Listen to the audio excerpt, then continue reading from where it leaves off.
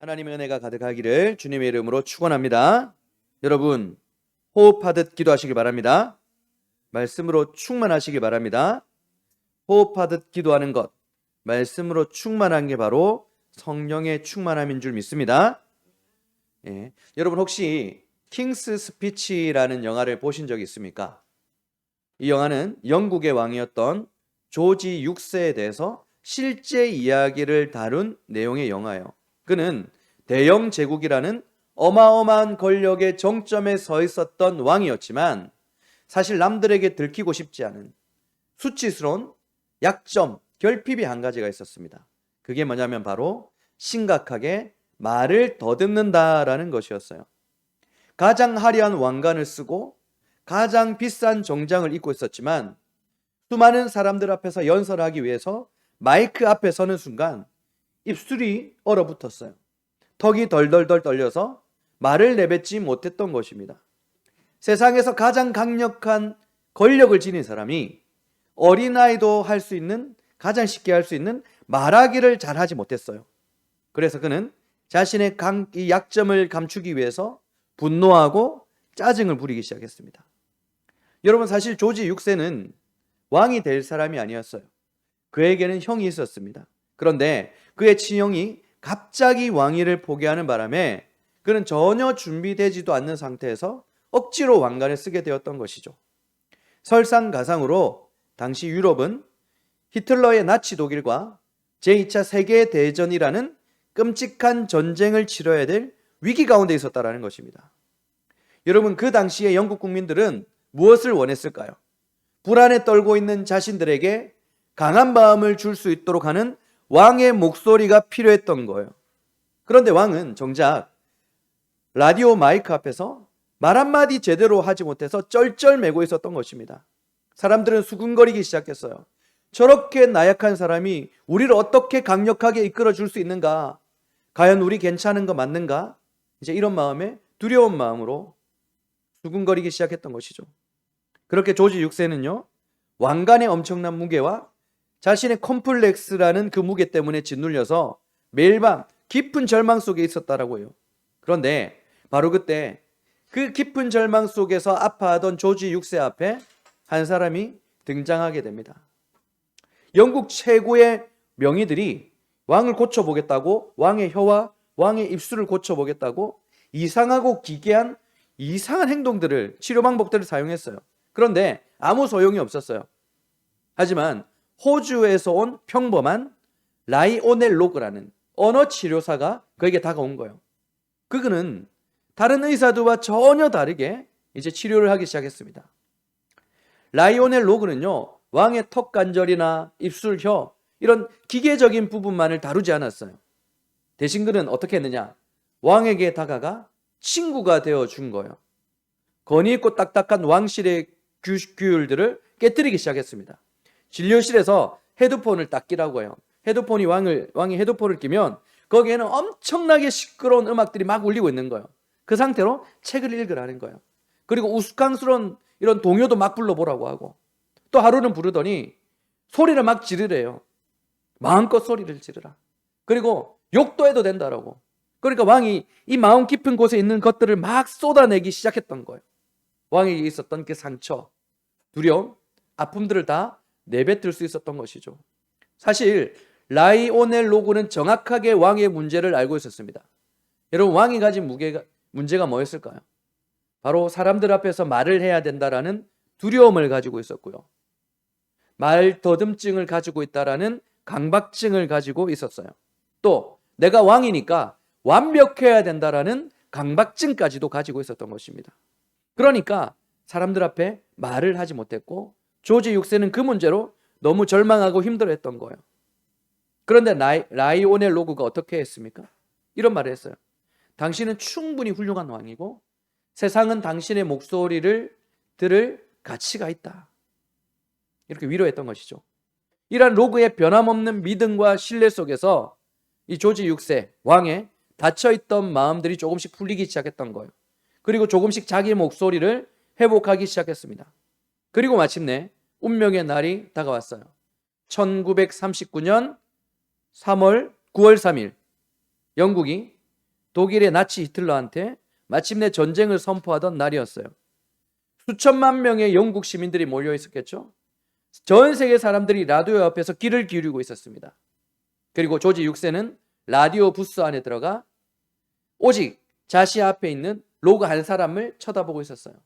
그때 라이오넬 로그가요, 마치 오케스트라의 지휘자처럼 이렇게 왕의 말을 지휘하기 시작했습니다. 괜찮습니다. 천천히 편안하게 하세요. 괜찮아요.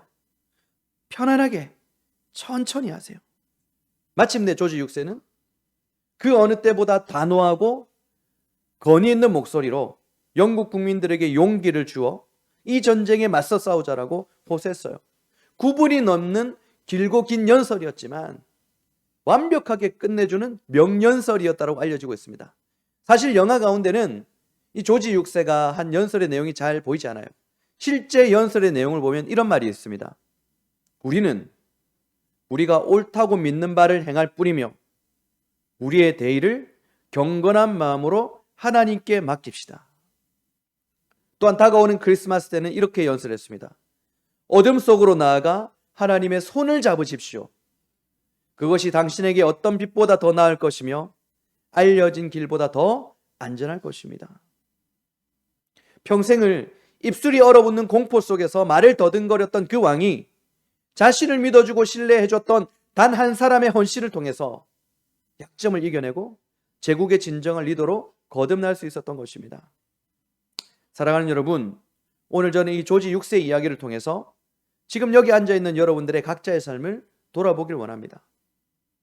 조지 6세에게는 남들에게 덜키기 싫었던 커다란 약점, 말더듬이라는 약점, 치명적인 약점이 있었죠. 마찬가지로 우리도 숨기고 싶고 감추고 싶고 들키고 싶지 않은 연약함과 어떤 상처들이 있지 않습니까? 우린 때로 가정을 책임져야 된다는 무게, 직장에서 살아남아야 된다는 중압감, 남들은 다 앞서가는데 나는 좀 처진 것 같다라는 불안감, 이런 두려움을 안고 있어요. 그럼에도 불구하고 괜찮은 척 숨기며 살아가고 있는 것이죠. 그런데 여러분 기억하십시오. 조지 6세 곁에는 그의 진짜 가치를 알아봐주고 목소리를 찾아준 라이오넬 로그가 있었지 않습니까? 마찬가지로 우리의 연약함과 우리의 상처를 절대로 비웃지 않으시고 정죄하지 않으시고 우리 있는 그대로의 모습을 받아주시는 진짜 완벽한 조력자인 예수님이 있다는 것을 여러분 기억하십시오. 오늘 이 시간 우리의 닫힌 입술을 열고 두려움을 용기로 바꾸어 주시는 예수님의 은혜, 우리의 영원한 조력자 되시는 예수님의 은혜를 깊이 묵상할 수 있는 귀한 은혜의 시간 될 수 있기를 주님의 이름으로 축원합니다. 사랑하는 여러분, 제가 방금 말씀드린 조지 6세 이야기는요, 단순한 인간 승리의 드라마가 아니에요. 이것은 세상의 지혜가 그리고 권력이 얼마나 허망한 것인지, 그리고 하나님께서 어떻게 그렇게 연약하고 부족한 사람들을 들어 사용하셔서 세상을 부끄럽게 하는지를 보여주는 영적인 그림자인 거예요. 오늘 우리가 읽었던 본문의 말씀이 그것을 증명하고 있는데요. 먼저 본문 18절의 말씀을 보겠습니다. 제가 읽습니다. 18절. 십자가의 도가 멸망하는 자들에게는 미련한 것이요 구원을 받는 우리에게는 하나님의 능력이라. 아멘. 여러분, 세상 사람들 눈에는 십자가가 어떻게 보였어요? 실패의 상징이었잖아요. 저들에게는 로마 제국의 가장 끔찍한 형틀이었던 십자가에서 피 흘려 죽었던, 자기 자신도 구원하지 못하고 그냥 피 흘려 죽였던 젊은 유대인 청년의 이야기에 불과했던 거예요. 세상의 눈으로 볼 때 그것만큼 어리석고 미련한 짓이 어디 있었어요. 그러니까 멸망한 사람들, 멸망한 자들에게 이 십자가는 어떻게 보인다고요? 그냥 미련한 것에 불과한 거예요. 자, 계속해서 22절 23절입니다. 유대인은 표적을 구하고 헬라인은 지혜를 찾으나 우리는 십자가에 못 박힌 그리스도를 전하니 유대인에게는 거리끼는 것이요 이방인에게는 미련한 것이로되. 아멘. 여러분, 당시 유대인들을 뭘 바랬냐면 하늘에서 불이 떨어지고요, 홍해가 갈라지는 기적을 원했어요. 자신의 선조들이 애굽에서, 이집트에서 출애굽할 때에 그때 하나님께서 보여주신 놀라운 기적, 그 표적들을 원했던 거예요. 지금 자신들도 로마의 속국이 되어 있으니까요. 그리고 헬라인들은 뭘 원했다고요? 이성적으로 납득이 되는 지혜, 철학적인 지혜만 원했다고요. 그런데 여러분, 오늘날 우리도 똑같지 않아요? 눈에 보이는 표적을, 기적을 내놓으라고 하잖아요. 학벌, 돈, 권력이라는 세상의 똑똑한 지혜로 무장해야 살아남을 수 있다라고 가르치고 있지 않습니까? 그런데 여러분, 조지 6세의 말 더듬증을 고치기 위해서 최고의 학벌과 권위를 자랑했던 의사들이 어떤 처방전을 내어놓았는지 아십니까? 입속에 유리구슬을 가득 물고 있으래요. 담배 연기를 깊게 들으시래요. 그러면 나을 수 있다라고 엉터리 처방전을 내려놓았던 거예요. 그러나 그들이 볼 때는 그게 가장 지혜로운 방법이었다라고 주장하는 거예요. 오늘 바울은 분명하게 선언하고 있습니다. 하나님은 이 세상의 지혜를 미련하다라고 하시는 거예요. 세상이 자기 지혜로는 절대로 하나님을 알 수 없다라고 얘기하시는 것이죠. 여러분, 그래서 세상의 지혜로는 하나님을 절대로 알지 못하게 하시도록 하나님은 십자가라는, 오히려 세상이 미련하다라고 하시고 가장 어리석다라는 그 방법을 사용하신 거예요. 자, 24절입니다. 오직 부르심을 받은 자들에게는 유대인이나 헬라인이나 그리스도는 하나님의 능력이요 하나님의 지혜니라. 아멘.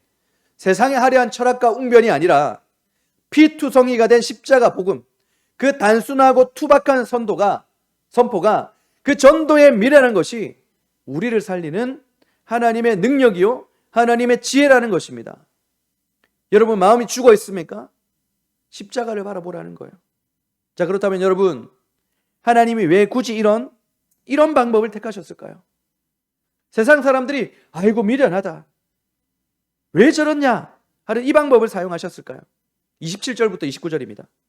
그러나 하나님께서 세상의 미련한 것들을 택하사 지혜 있는 자들을 부끄럽게 하려 하시고 세상의 약한 것들을 택하사 강한 것들을 부끄럽게 하려 하시며 하나님께서 세상의 천한 것들과 멸시받는 것들과 없는 것들을 택하사 있는 것들을 폐하려 하시다니 이는 아무 육체도 하나님 앞에서 자랑하지 못하게 하려 하심이라.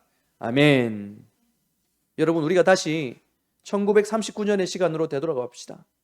이제 영국의 운명에 걸렸던 그날을 한번 상상해 봅시다. 바다 건너 독일의 아돌프 히틀러는요, 세상에서 가장 강력하며 지금도 알아주는 달변가로 알려져 있죠.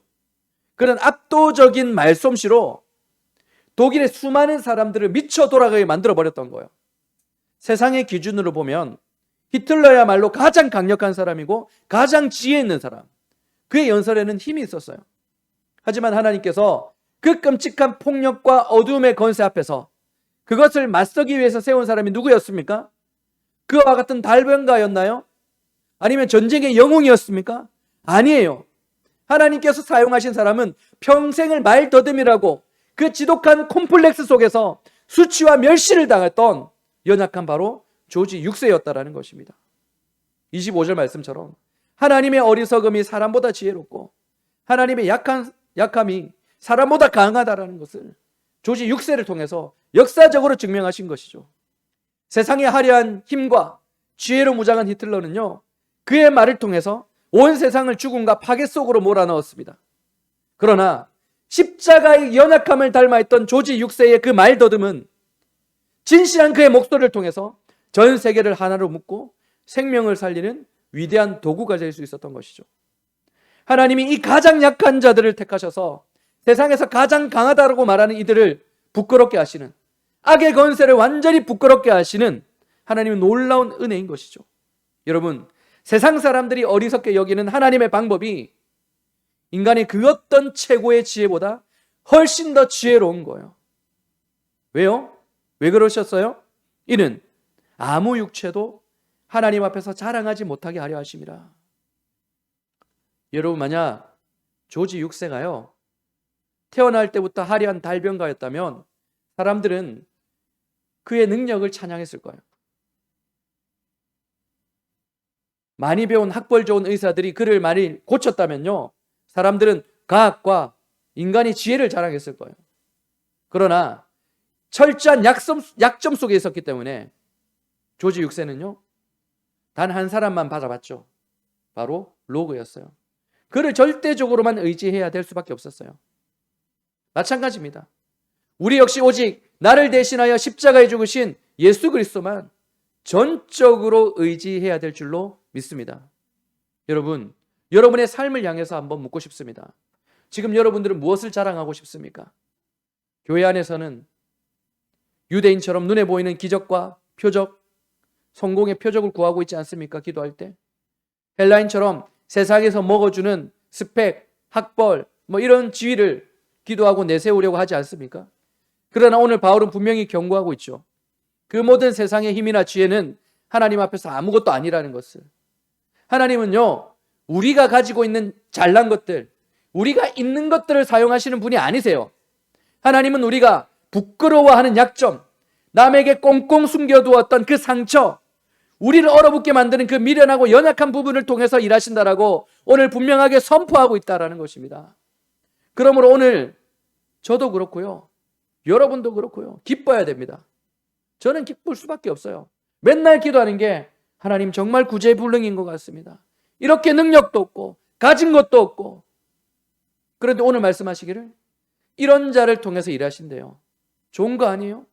여러분의 약함을, 여러분의 상처를 부끄러워하지 마세요. 오히려 그 약함을 있는 그대로 십자가 앞으로 가져가시기 바랍니다.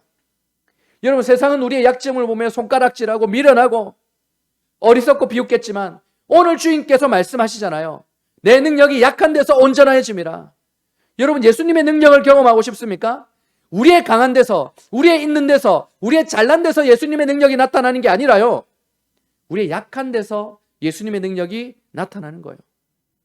그러므로 여러분, 세상이 미련하다라고 멸시한 그 십자가가 우리를 구원하는 유일한 능력이 된 것처럼, 여러분이 가장 미련하고 여러분이 상처받고 감추고 싶었던 바로 그 자리, 거기가요, 하나님의 위대한 지혜와 능력이 시작되는 자리인 것을 믿으시기 바랍니다. 이 놀라운 십자가의 능력, 세상의 강함을 부끄럽게 하시는 하나님의 가장 강력한 이 지혜만을 평생을 자랑하며 살아갈 수 있는 저와 여러분들이 될 수 있기를 주님의 이름으로 축원합니다. 여러분, 지금까지 우리는 이제 세상의 지혜를 폐하시고 십자가라는 미련한 방법을 통해서 우리를 구원하시는 하나님의 능력, 지혜를 보았죠. 이제는 우리의 시선을 한번 옮겨봅시다. 십자가에서 누구에게로 옮겨야 될까요? 바로 나에게, 우리에게로 시선을 옮겨야 되는 거예요. 그 위대한 십자가의 능력을 담아내기 위해서 하나님께서 부르시고 하나님께서 찾으시는 사람들, 하나님께서 택하신 사람들은 과연 누구일까요? 26절입니다. 우리 고린도전서 1장 26절은 우리 함께 한번 읽어보도록 하겠습니다. 배에 힘을 주고 함께 읽습니다. 시작. 형제들아, 너희의 부르심을 보라. 육체를 따라 지혜로운 자가 많지 아니하며 능한 자가 많지 아니하며 문벌 좋은 자가 많지 아니하도다. 아멘. 여러분, 지금 바울이 누구에게 한 말이죠? 고린도 교회에게 한 말이에요. 너희 자신을 한번 되돌아보라는 거예요. 스스로 자신을 한번 보라는 거예요. 여러분, 당시 고린도는요, 화려한 상업도시이자 철학과 쾌락의 중심지였습니다. 세상에서 성공에 따른 졸부들이 넘쳐나는 곳이 바로 그곳이었어요. 어깨에 힘을 주는 사람이 너무 많았어요. 귀족들, 부자들, 학자들, 넘쳐나는 곳이었어요. 그런데 정작 예수 그리스도의 십자가 복음을 받아들이고 고린도 교회에 앉아 있었던 사람들은 대부분 누구라는 거예요? 26절에서 지혜로운 자가 많지 않다, 능한 자가 많지 않다, 능력 있는 자가 많지 않다, 학벌 좋은 자가 많지 않다. 물론 그 자리에는 부자도 있었고 귀족들도 있었어요. 그러나 그곳 대부분의 사람들, 세상에서 천대받던 노예 출신들이었어요. 가난한 자들이었고 배우지 못한 자들이었고 육신의 끔찍한 질병을 안고 살아가던 사람들이었어요. 세상의 기준인 육체를 따라 이들을 평가해 보면요, 그들은 지혜로운 자들도 아니었고 능력 있는 자들도 아니었고 뼈대 있는 가문의 사람들도 아니었다라는 것입니다. 그런데 정말 놀라운 것은 만세 전부터 천지를 창조하신 하나님께서는요, 이 초라하고 연약한 사람들을 택하시고 부르셨다라는 거예요. 여러분, 이것이 바로 오늘 이 자리에 나와 예배드리는 저와 여러분을 향한 하나님의 선포인 것입니다. 여러분, 조지 6세에게는요 형이 있었다고 했죠. 그는 에드워드 8세라는 형을 두고 있었어요. 에드워드 8세는요 태어날 때부터 말을 잘하는 사람이었어요. 말주변이 좋았습니다.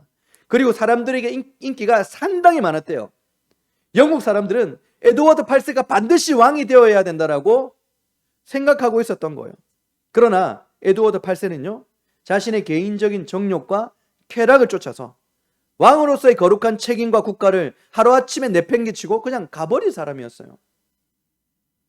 하나님께서 대영 제국이라는 당시 그 엄청난 무게를 지탱하고 2차 세계대전이라는 어둠의 시대에 최종적으로 택하여 세운 사람은요, 세상에 한호했던 에드워드 8세가 아니라 평생을 콤플렉스에 시달렸던 조지 6세였던 것입니다.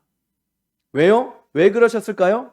우리 하나님은 굳이 똑똑하고 능력 있고 잘난 사람들을 사용하는 것이 아니라 왜 이렇게 항상 모자라고 상처받고 약한 자들을 부르고 사용하셨을까요? 27절 봅니다. 28절, 27절, 27절, 28절.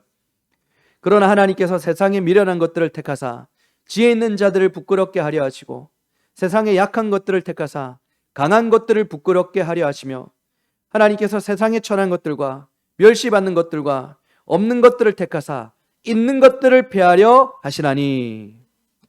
여러분, 이게 바로 우리 하나님의 방식이라는 것입니다. 세상은 똑똑하고 가진 게 있고 배경 좋은 사람들, 소위 있는 것들을 떠받들지 않습니까? 교회도 있는 것들을 떠받들지 않아요. 능력 있고 뭐 있어야 된다, 뭐 있어야 된다.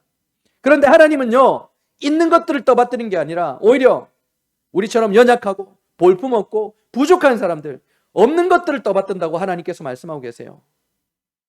하나님은요, 세상에 있는 것들을 떠받드는 그 질서를 교만하다라고 말하고 있습니다. 그런데 그 교회들이 그 교만함을 따라가고 있어요. 얼마나 잘못된 일이에요. 하나님이 누구 편에 서 계십니까? 있는 사람들 편에 서 계시지 않아요. 똑똑하고 가지고 부자고 지 잘난 맛에 살아가는 사람들 곁에 하나님은 계시지 않아요. 하나님이 누구 편에 계세요? 미련한 우리, 약한 우리, 멸시받는 우리 편에 계시는 게 바로 하나님이세요. 하나님은 우리의 이 연약함을 통해서 세상에 잘난 사람들을 부끄럽게 만드시고 여러분의 그 가난과 질병과 남물을 고통 상처를 십자가의 통로로 사용하셔서 세상에 잘난 것들을 폐하시는 분이시라는 것입니다. 자, 그렇다면 여러분, 도대체 하나님께서 왜 이러실까? 궁극적으로 왜 이러실까? 29절입니다. 이는 아무 육체도 하나님 앞에서 자랑하지 못하게 하려 하심이라. 바로 이거예요. 만일 하나님께서 우리가 똑똑해서 내가 가진 게 말해서 내가 프로그램을 잘 돌려서 도덕적으로 완벽해서 그렇게 우리를 구원하셨다면요, 우리가 천국에서 뭐라 하겠어요? 내가 잘나서 여기 왔다라고 하지 않겠습니까? 만약 조지 6세가 웅변의 천재였다면 영국 국민들은 하나님이 아니라 왕의 개인적인 능력을 찬양했을 거예요. 그러나 그가 지독한 말더듬이었기 때문에 그의 진실된 연설은요, 인간의 공로가 아니라 하나님의 도우심과 은혜로 보았던 거예요. 우리의 구원도 마찬가지 아니겠습니까? 우리가 하나님 앞에서 내세울 수 있는 게 단 1mg이라도 있을까요? 없어요. 우린 철저히 타락했고 스스로 단 한순간도 의로울 수 없는 죄인들이지 않습니까? 나의 어떠함 때문에 오직 하나님의 일방적인 그리고 주권적인 은혜가 나를 덮었기 때문에 우리는 구원을 받은 거예요. 그러므로 우리는 하나님 앞에서 나의 학벌, 나의 재산, 나의 직분, 나의 봉사와 헌신, 그 어떤 육체적인 조건으로 하나님께 자랑할 수 없는 거예요. 내세우면 안 되는 거예요. 그만큼 멍청한 게 어디 있어요? 그렇다면 여러분, 이제 우리는 묻게 됩니다. 자랑할 것도 없고 아무것도 없고 내세울 것도 없고 미련하고 약한 존재일 뿐이라면 도대체 우리는 이 험한 세상을 어떻게 살아야 됩니까? 우린 무엇을 붙잡아야 됩니까? 여러분, 이 질문에 대한 답이 바로 오늘 본문의 절정이죠. 30절입니다. 고린도전서 1장 30절. 우리 1장 30절도 힘주어서 함께 읽어보도록 하겠습니다. 자, 시작. 너희는 하나님으로부터 나서 그리스도 예수 안에 있고 예수는 하나님으로부터 나와서 우리에게 지혜와 의로움과 거룩함과 구원함이 되셨으니 아멘. 여러분, 30절 말씀을 가슴에 새겨넣으세요. 우리가 미련하고 연약하고 부족해도 되는 이유가 무엇입니까? 내가 그리스도 예수 안에 있기 때문인 거예요. 세상 사람들은 내가 가진 것을 자랑합니다. 그러나 성도의 보물창고는 무엇인 줄 아십니까? 바로 예수 그리스도라는 거예요. 내 머릿속에 있는 것이 아니라 우리들의 유일한 보물창고는요, 예수님 한 분이시라는 거예요. 자, 30절 말씀을 보시면 우리가 미련하고 약해도 괜찮은 것, 예수 안에 있을 때 약해도 괜찮은 이유가 뭐라고 합니까? 지혜로움과 의로움과 거룩함과 구원함이 우리에게 있기 때문이라는 거예요. 뭐가 있다고요? 지혜, 의로움, 거룩함, 구원함이 우리에게 있다라는 거예요. 첫째, 예수님께서 우리의 지혜가 되어주시는 거예요. 세상을 살아가는 처세술이 지혜가 아니고요. 어떻게 하면 집을 늘릴까? 어떻게 하면 돈을 많이 벌까? 어떻게 하면 미래를 단단하게 만들까? 어떻게 하면 남들보다 높은 자리에 올라갈까? 그게 참된 지혜가 아니라요. 십자가의 죽으심으로 영원한 생명의 길을 여신 예수 그분이 바로 지혜라는 거예요. 죽음을 두려워하지 않는 예수님이 바로 지혜라는 거예요. 우리가 예수님으로 인해서 참된 지혜를 얻은 까닭은요, 세상을 두려워하며 살아갈 필요가 없어졌기 때문입니다. 예수를 믿기 때문에 세상을 두려워하며 살아갈 필요가 없는 게 바로 참된 지혜라는 거예요. 그리고 두 번째, 우리의 의로움이 되어 주셨다고 하죠. 여러분, 우리는요, 사실 매일같이 죄에 넘어지잖아요. 매일같이 죄에 넘어지는 불순종하는 그런 죄인들, 더러운 죄인들이에요. 스스로의 도덕성으로는 하나님 앞에 설 수 없는 자들이 저와 여러분들이에요. 그래서 우리가 예수님 안으로 들어갈 때 하나님께서는 그런 우리를 보시고 우리의 더러운 옷을 벗겨주시는 것이잖아요. 예수 그리스도께서 십자가에서 완성하신 그 의의 옷을 우리에게 입혀주시잖아요. 그래서 예수님의 의로움이 나의 의로움이 되는 거예요. 세 번째, 우리의 거룩함이 되어주십니다. 구원받은 후에 우리가 거룩해집니까? 우린 여전히 연약하죠. 세상의 유혹에 끊임없이 흔들리는 게 바로 저와 여러분들 아니에요? 그러나 예수님께서 승천하시며 우리에게 보내어주신 보혜사 성령님께서 우리 안에 계시잖아요. 생명이신 예수님의 영이 매일매일 우리를 빚어가시는 거예요. 어제보다 더 나은 오늘이 되도록, 오늘보다 더 나은 내일이 되도록, 그리고 마침내는 세상과 완벽하게 구별되어진 하나님의 자녀로 온전히 우리를 완성시켜 나아가는 겁니다. 그래서 우리는 괜찮은 거예요. 그리고 네 번째, 우리의 구원함이 되어주셨다고 하죠. 우리는 죄와 사망의 노예였지 않습니까? 그런데 예수님께서 자신의 핏값으로 우리의 죄값을 지불하시고 우리를 속량해 주셨잖아요. 우리를 어둠의 사슬에서 완전히 끊어내시고 영원한 자유와 안식을 우리에게 선물해 주셨잖아요. 여러분, 우리는 더 이상 죄와 사망의 법 아래에서가 아니라 생명의 성령의 법 아래에 있다는 것을 날마다 선포하고 기도하시기 바랍니다. 여러분, 조지 6세가 그 좁은 라디오 부스 안에 들어갔을 때 그의 눈앞에는 오직 누가 있었습니까? 바로 로그 한 명밖에 없었어요. 같이 호흡해주고 격려해주던 단 한 사람, 그 조력자 로그만을 절대적으로 의지하고 신뢰했어요. 왕이 그 라이온의 로그만을 절대적으로 신뢰하고 의지했을 때 그는 담대하게 선포할 수 있었잖아요. 마찬가지예요. 우리가 무슨 힘이 있고 무슨 지혜가 있습니까? 연약하고 미련하잖아요. 하지만 우리의 영원한 조력자 되신 예수님께서 지금 우리에게 지혜와 의로움과 거룩함과 구원함이 되어주셨어요. 그러므로 내게 능력이 없지만 내 지혜와 능력이 되어주시는 우리 주님만을 바라볼 때 우리 역시 담대한 하나님의 사람으로 살아갈 수 있는 것입니다.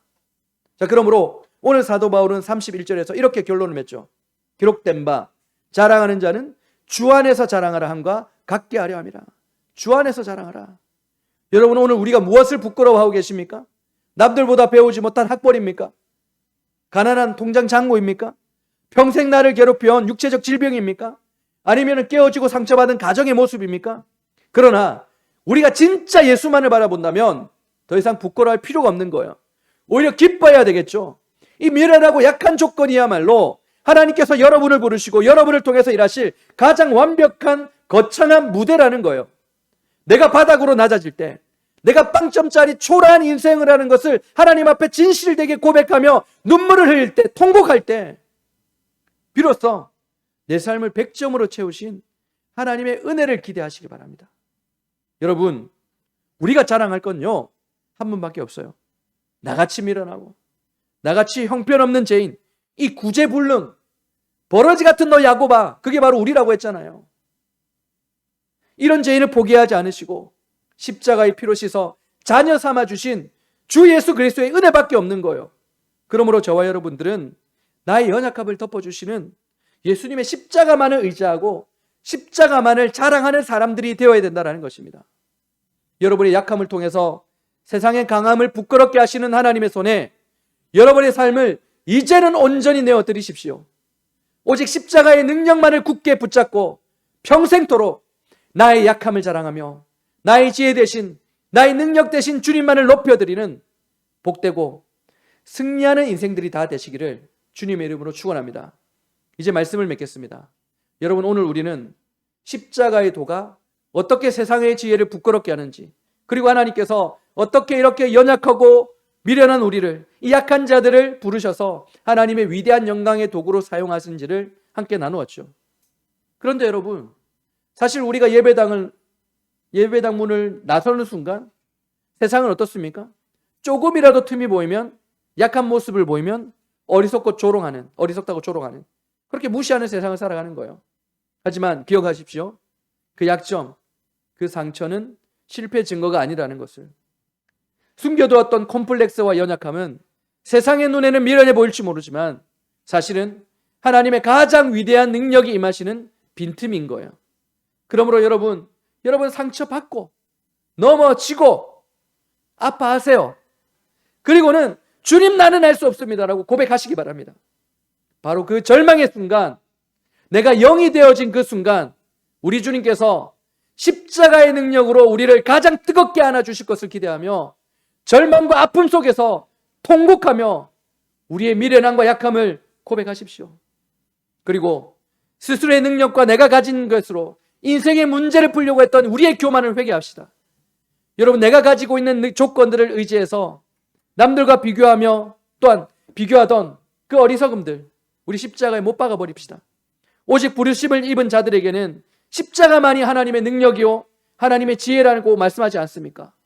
저와 여러분들이 하나님께 부름받았기 때문에 우리에게 능력과 우리에게 지혜는 십자가밖에 없는 것입니다. 십자가를 통해 참된 치유와 자유가 일어날 줄로 믿습니다. 그러므로 여러분의 곁에는 여러분을 고아처럼 내버려 두지 않으시고 친히 여러분의 호흡이 되어주시는 보혜사 성령님께서 주님의 영이 항상 함께 있다는 것을 기억하시고 깨닫고 오늘 이 말씀의 은혜를 붙들고 나의 약함 속에서 완벽하게 일하시는 하나님의 손에 여러분의 인생을 온전히 맡겨드리기를 축원합니다. 조지 6세의 말처럼 어둠 속에 나아가 하나님께 손을 내미십시오. 하나님의 손을 잡으십시오. 그것이 당신에게 어떤 빛보다 나을 것이며 알려진 어떤 길보다 안전할 것입니다. 이 시간 나의 지혜와 의로움이 되신 우리 주님만을 높여드리기를 그 마음으로 결단하며 함께 찬양하고 기도하는 시간을 가지도록 하겠습니다.